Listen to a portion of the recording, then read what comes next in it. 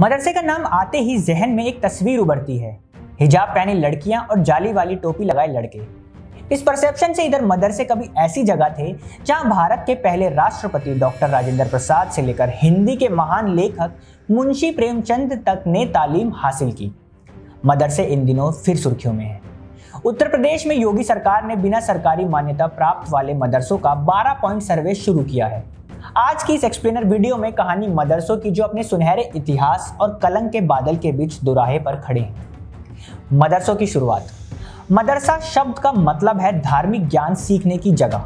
यह शब्द हिब्रू से अरबी में आया है। कुरान की आयत 9 के मुताबिक जब सभी लोग जंग पर जा रहे हों तो कुछ लोगों को रुककर धार्मिक अध्ययन करना चाहिए, जिससे वो वापस लौटे लोगों को रास्ता दिखा सके। पहले मदरसे की शुरुआत जैद बिन अरकम प्रांत में हुई थी। यहाँ पैगंबर मोहम्मद टीचर थे और उनके कुछ अनुयायी स्टूडेंट्स। पैगंबर मोहम्मद के निधन के बाद उनकी पत्नी आयशा ने अपने घर में महिलाओं के लिए मदरसा शुरू किया। वो यहाँ कुरान, कविता, कानून, विरासत, अरबी साहित्य, वंशावली और सामान्य चिकित्सा के बारे में पढ़ाती थी। 859 ईस्वी में फैज शहर यानी कि आज का मोरक्को में अल करवियाइन नाम के मदरसे की शुरुआत हुई, जो बाद में उच्च शिक्षा का गढ़ बना। इसकी स्थापना एक अमीर व्यापारी की बेटी फातिमा अल फिहरी ने की थी। इसके बाद मदरसे फैलते चले गए। मदरसों की भारत में शुरुआत। भारत में मदरसों की शुरुआत दिल्ली सल्तनत की स्थापना के बाद हुई। 1192 ईस्वी में अजमेर में पहला भारतीय मदरसा शुरू हुआ। इसके बाद गुलाम, खिलजी और तुगलक वंश ने मदरसों को संरक्षण दिया। मोहम्मद बिन तुगलक के शासन में सिर्फ दिल्ली में ही करीब 1000 मदरसे थे। इन मदरसों के मौलवियों की सैलरी सरकारी खजाने से दी जाती थी। उस वक्त मदरसों में ज्यादातर अशरिया यानी ऊंचे कुल के मुसलमान ही पढ़ने जाते थे। उस दौर के मदरसों का फोकस इस्लामिक विधिशास्त्र पढ़ने पर होता था। मदरसों का भारत में विस्तार। मुगलों के समय, खासकर अकबर के शासन में मदरसों में दूसरे विषयों की पढ़ाई शुरू हुई। 16वीं सदी के आखिर तक मदरसों में गणित, मेडिसिन, नेचुरल साइंस, एस्ट्रोनॉमी भी पढ़ाया जाने लगा। 18वीं सदी में कट्टर धार्मिक स्कॉलर वलीउल्लाह देलवी ने मदरसों में वैज्ञानिक शिक्षा का विरोध शुरू किया। उनका तर्क था मदरसों में सिर्फ इस्लामी शिक्षा होनी चाहिए। शाह वलीउल्लाह की मौत के 96 साल बाद उन्हीं की शिक्षाओं पर मोहम्मद कासिम नौतनवी ने 1867 में दारुल उलूम देवबंद की स्थापना की। दारुल उलूम देवबंद की सिलेबस पर ही आज हजारों मदरसे संचालित हो रहे हैं। दूसरी तरफ modern educationist sir Syed Ahmad Khan जैसे लोग थे जो मदरसों में रैशनल और मॉडर्न एजुकेशन की वकालत कर रहे थे।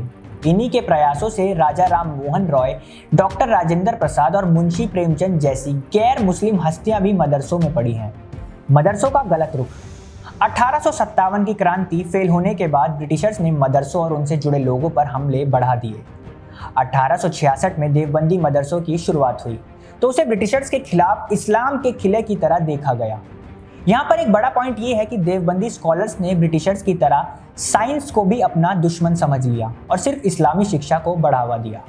ये सिलसिला आज़ादी के बाद भी जारी रहा और इस वजह से मदरसे में पढ़ने वालों के लिए मॉडर्न नॉलेज के दरवाजे बंद हो गए, जो कि आज भी एक विवाद है। देवबंदी मदरसों में जितने उत्साह से इस्लाम पढ़ाया जाता था, वैसे ही यदि गणित, साइंस और अंग्रेजी पढ़ाई जाती तो भारत के मुस्लिमों की सामाजिक और आर्थिक स्थिति काफ़ी अलग होती। मदरसों में सुधार की कोशिशें। 1993 में मदरसा शिक्षा सुधार की गंभीर कोशिशें शुरू हुई जब सरकार ने मॉडर्न मदरसों की ज़रूरत को समझा। मदरसों की हालत सुधारने के लिए 2004 में national committee for minority education बनाई गई। 2008-9 से केंद्र सरकार मदरसों के लिए 2 तरह के कार्यक्रम चला रही है। पहला, मदरसों में अच्छी शिक्षा देना और दूसरा, मदरसों का आधुनिकीकरण करना। हालांकि इस राह में कुछ अड़चनें भी हैं। मसलन national council for minority education के 2004 से 2014 तक प्रमुख रहे जस्टिस MS सिद्दीकी के मुताबिक इन संस्थानों को चला रहे कट्टर धार्मिक नेताओं का कहना है कि मदरसों का काम डॉक्टर या इंजीनियर बनाना नहीं, बल्कि धार्मिक नेता खड़े करना है। मदरसों की भारत में मौजूदा स्थिति।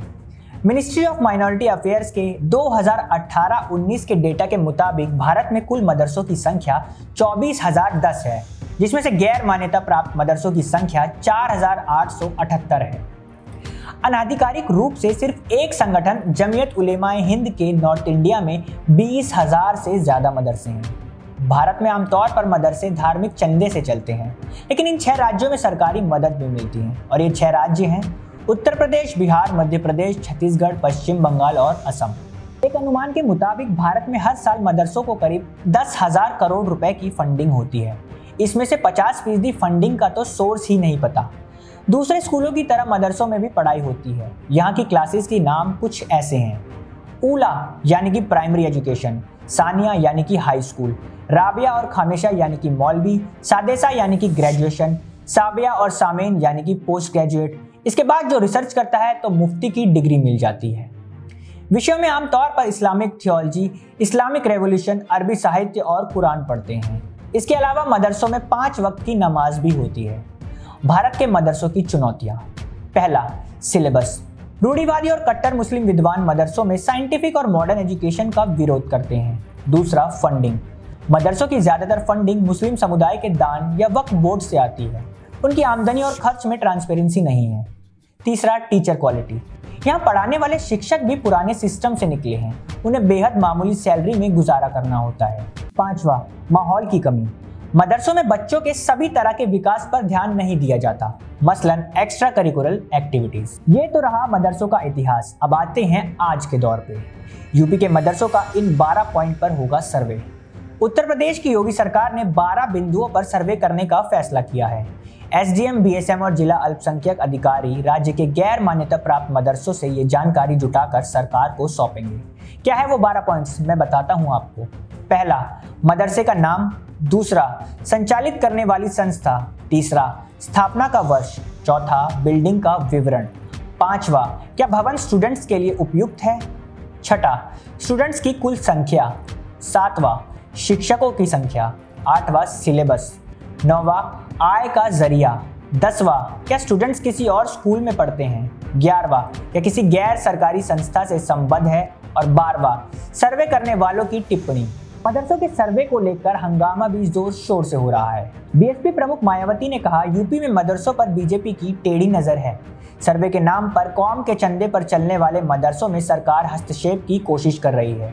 वहीं दूसरी तरफ एआईएमआईएम के प्रमुख असदुद्दीन ओवैसी का कहना है कि मदरसे संविधान के अनुच्छेद 30 में आते हैं, तो यूपी सरकार ने सर्वे का आदेश क्यों दिया।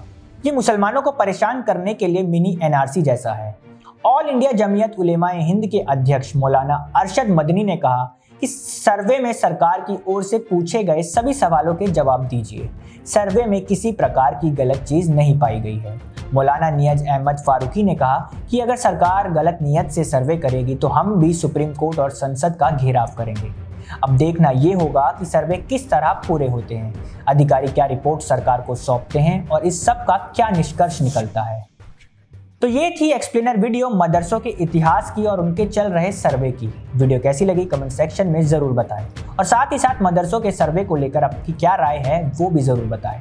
मिलूंगा एक नई वीडियो के साथ, तब तक के लिए बने रहे हमारे साथ और देखते रहें दी लोकसभा। बहुत बहुत शुक्रिया।